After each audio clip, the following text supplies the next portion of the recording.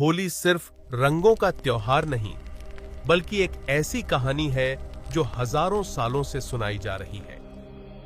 इस कहानी में है एक अहंकारी राजा, एक निर्दोष बालक और एक भयानक साजिश। तो चलिए जानते हैं होली के इस रोमांचक रहस्य को। आखिर क्यों जलती है होलिका और क्यों मनाते हैं हम यह पर्व? बहुत समय पहले धरती पर था एक राक्षस राजा, हिरण्यकशिपु। उसने कठोर तपस्या कर ब्रह्मा जी से एक अजीब वरदान प्राप्त किया। वह न इंसान, न देवता, न जानवर, न दिन में, न रात में, न धरती पर, न आकाश में मारा जा सकता था। अब वह अजेय हो चुका था। उसने अपने राज्य में भगवान के नाम पर रोक लगा दी।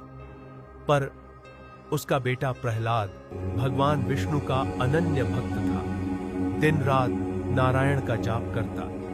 यह देखकर हिरण्यकशिपु का गुस्सा 7वें आसमान पर था। हिरण्यकशिपु ने अपने ही बेटे को मारने की कई कोशिशें की। उसे ऊंची पहाड़ियों से फेंका, विष दिया, लेकिन हर बार भगवान विष्णु ने उसकी रक्षा की। राजा क्रोधित हो गया। अब उसे अपनी बहन होलिका की याद आई, जिसके पास अग्नि से बचाने वाली चादर थी। अब षड्यंत्र रचा गया। होलिका को आदेश दिया गया कि वह प्रहलाद को गोद में लेकर आग में बैठे। होलिका सुरक्षित रहेगी, लेकिन प्रहलाद जलकर राख हो जाएगा। राजमहल के बीचों बीच अग्नि प्रज्वलित की गई। चारों ओर लोग खड़े थे। प्रहलाद शांत था, लेकिन होलिका मुस्कुरा रही थी। उसे यकीन था कि अब कुछ नहीं होगा।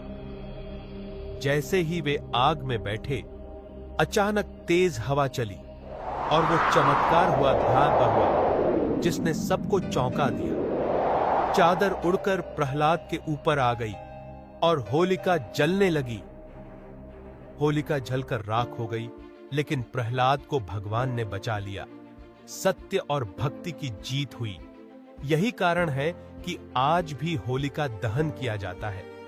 यह हमें सिखाता है कि अहंकार और अधर्म हमेशा जलकर नष्ट हो जाते हैं।